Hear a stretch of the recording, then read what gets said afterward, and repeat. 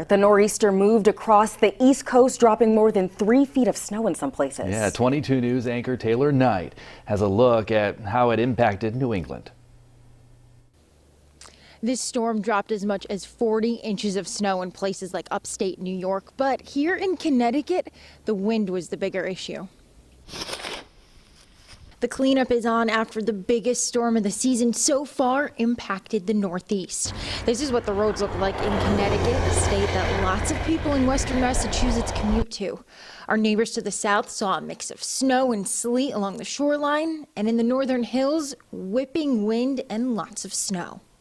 Here in Connecticut, you can really see just how strong the wind was. Behind me here, the wind created a snowdrift that's about 18 inches deep. This is compared to the actual snowfall total of just 10 inches.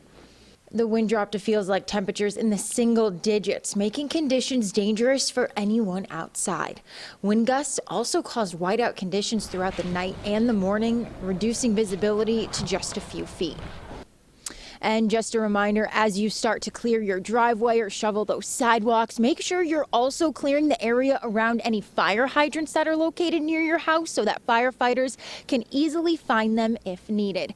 If you don't do this, you could be fined. Working for you in Connecticut, Taylor Knight, 22 News.